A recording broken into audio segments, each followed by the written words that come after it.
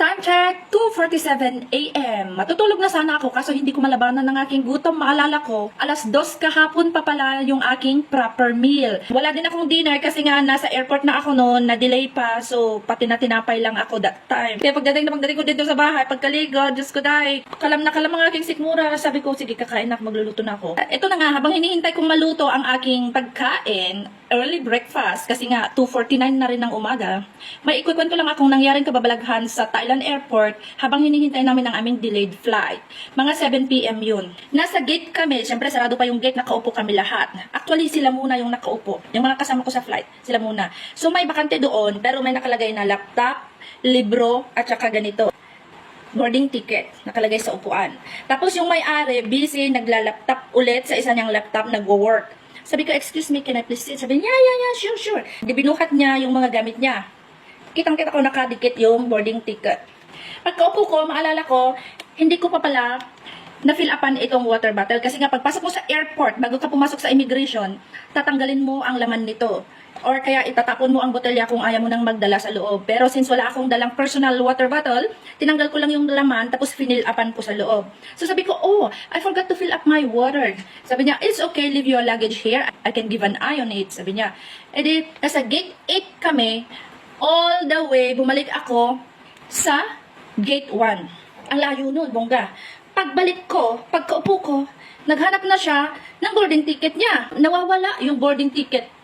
Hinalungkat niya lahat kami doon sa waiting area na yun, tinulungan namin siyang hanapin. Parang, alam mo yung parang ako yung nag-guilty kasi sabi ko umalis lang ako tapos pagdating ko wala na yung ticket. So ako, nagsusorry ako, sabi niya, no, you don't need to say sorry kasi wala ka namang ginawa. Wala ka namang binantayan ko pa nga yung bag mo, diba? So hindi mo kailangang mag-apologize. Pero iba yung feeling, parang ako yung napagbibintangan.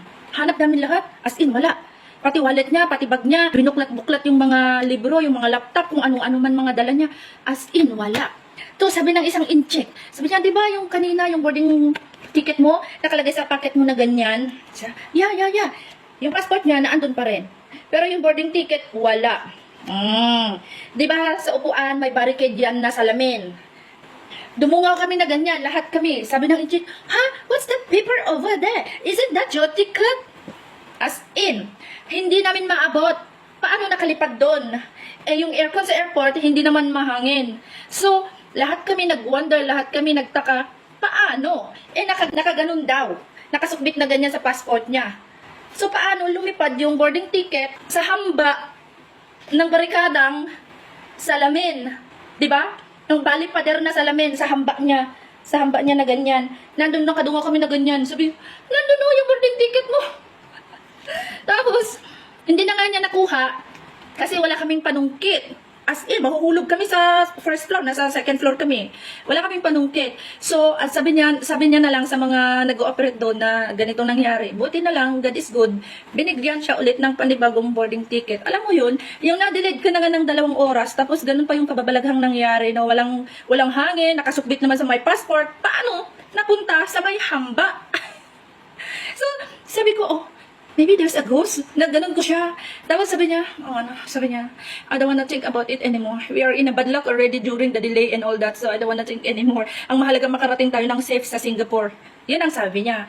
Thank God naman, nakalanded safe kami kahit maulan pagdating namin dito sa Singapore. Na-delay din kami sa alapaap ng Singapore, paikot-ikot kasi nga malakas yung ulan. Hindi makalanding yung airplane. Nakakaloka talaga ang delay ng flight namin ngayon. So, ayan lang. Pasarap ng kwento. Ayan, luto na. Makakakain na tayo eksakto, 2:54 pagkaluto yan. Alas 3 na ng madaling araw. Pagkatapos kumain, diretso tulog na.